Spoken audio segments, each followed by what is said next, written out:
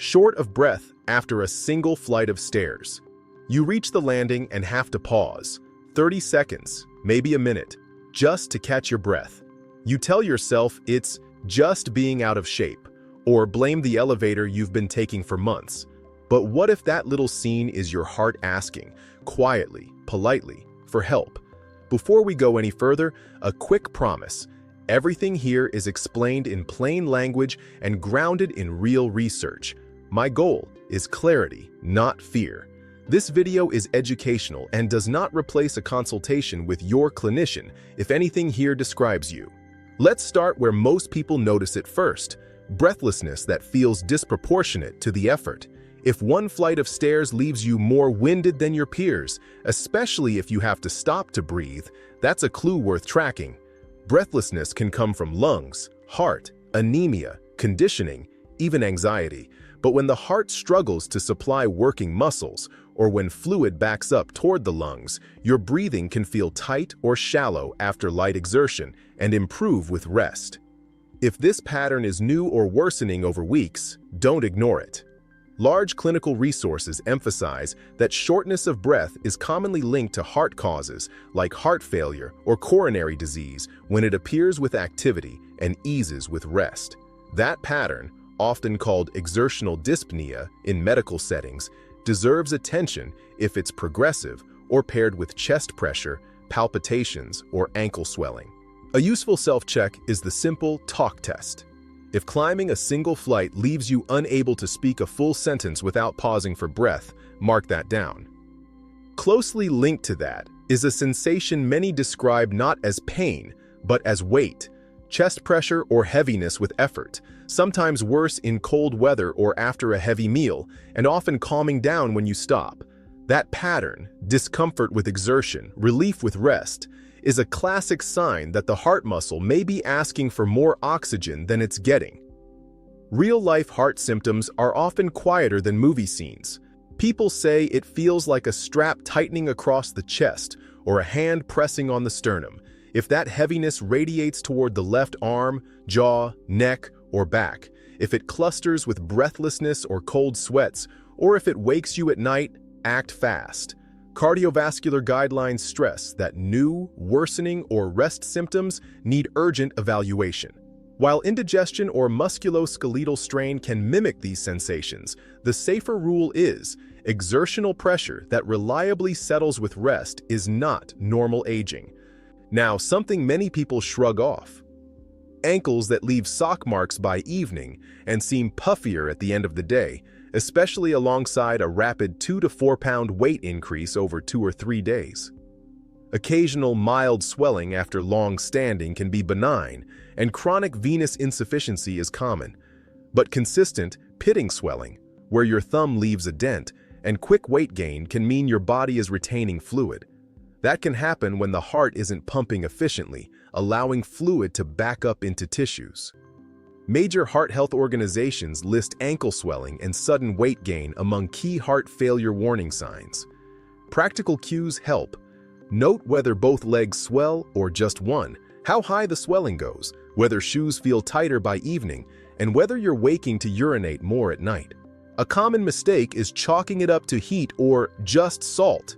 Persistent swelling deserves a conversation with your clinician, especially if paired with breathlessness, fatigue, or a sense of fullness under the ribs. Palpitations are another normalizer. After coffee, after a big meal, during a stressful meeting, you feel pounding, fluttering, or the odd skipped beat. In many cases, triggers like caffeine, alcohol, stress, sleep deprivation, or decongestants are enough to explain it. Authoritative patient guides list those triggers clearly, but also caution that some palpitations reflect abnormal rhythms, such as atrial fibrillation, which can reduce the heart's efficiency and make you short of breath with light exertion. Red flags include a very fast or very slow rate, an irregularly irregular rhythm, spells that start and stop suddenly, or palpitations paired with dizziness, chest discomfort, or breathlessness. Track what you were doing, any stimulants, and how long the episode lasted, then bring that log to your clinician. People often wait for an episode to be severe before seeking help. Don't. Pattern plus context is what allows a clinician to decide on tests like an ECG or monitor. Pay attention too to how you breathe at night. If you need an extra pillow or two to sleep comfortably, or if you wake up gasping and have to sit upright by the window, that's a red flag. Lying flat can allow fluid to redistribute toward the lungs in people with fluid retention, making breathing harder. Sitting up reduces that effect.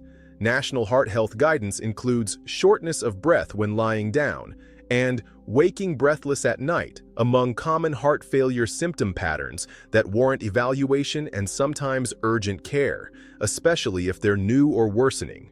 Keep a simple note: how many pillows you needed this week, any nighttime cough or wheeze, and whether these episodes are becoming more frequent.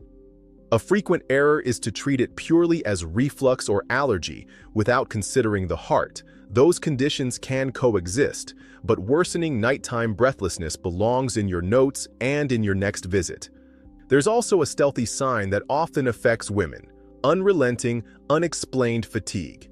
Not, "I slept late and feel blah," but a heavy, dragging tiredness that makes routine walks or chores feel suddenly taxing.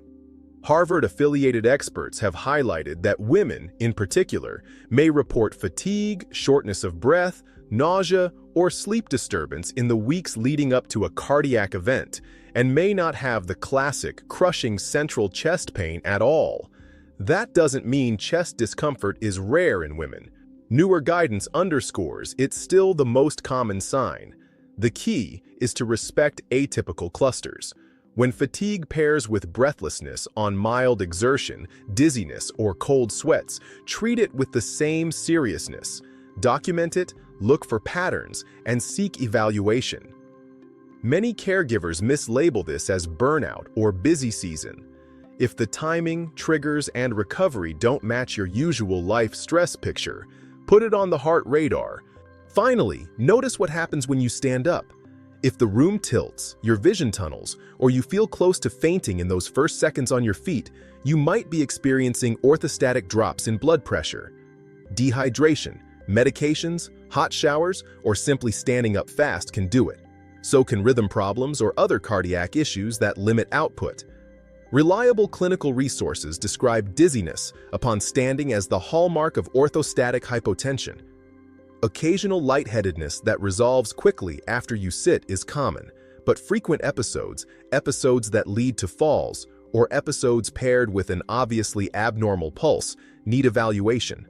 Practical steps right away: rise more slowly, flex your calf muscles before standing, and keep track of what you had to drink that day.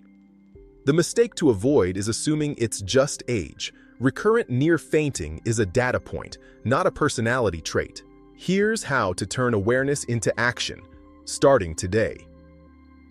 First, for 1 week, keep a simple heart diary. Note when the breathlessness happens: time, activity, number of stairs, how long it takes to settle, whether you could speak full sentences during the effort, any chest pressure, palpitations, ankle swelling, nighttime symptoms, and your morning weight. If you have a home blood pressure cuff or pulse oximeter, jot those down too. Patterns matter more than one-off numbers. If you wear a smartwatch, step count and heart rate trends add context. Log medications, including over-the-counter cold remedies, decongestants, or sleep aids. If you drank alcohol or more caffeine than usual, write that too. Use the same scale first thing in the morning, after using the bathroom, before breakfast. A 2 to 4 pound rise in 2 or 3 days is a meaningful signal when paired with other symptoms. Second, change one manageable habit right now. Reducing sodium is a high-yield move. Public health guidance recommends adults limit sodium to under 2,300 milligrams per day, about a teaspoon of salt total, because high intake promotes fluid retention and can worsen blood pressure. Start with small swaps. Taste before salting. Drain and rinse canned beans. Choose low-sodium labels when possible. Cook once and season at the table so you can control the final amount. If ankle swelling is an issue, try a week of mindful sodium and write down any difference by evening.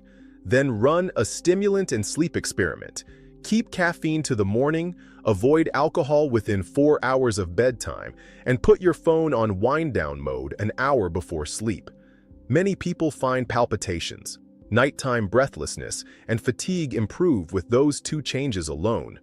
Add a short, easy walk most days, paced so you can talk but not sing, and break up long sitting with 2-minute leg mobility breaks each hour. If swelling is present, brief leg elevation above heart level a few times per day can help venous return. None of this replaces medical care. It just tilts the daily balance in your favor. Third, bring the diary to your clinician and request a focused evaluation. Typical first steps include a physical exam, basic labs, blood count to check for anemia, electrolytes, kidney and thyroid tests if palpitations are prominent, a resting ECG, and, depending on your story, an echocardiogram or stress test. If your weight has jumped 2 to 4 pounds in a couple of days, if you need more pillows to sleep, or if you're more breathless at the same workload than a month ago, say that clearly. It helps guide next steps. Ask whether your medications could be contributing to dizziness or swelling, and whether a temporary rhythm monitor makes sense if palpitations are frequent. Prepare your visit. Bring your medication bottles, your diary notes, and one clear sentence about your main concern. 1 flight of stairs leaves me breathless. This started 6 weeks ago and is getting worse.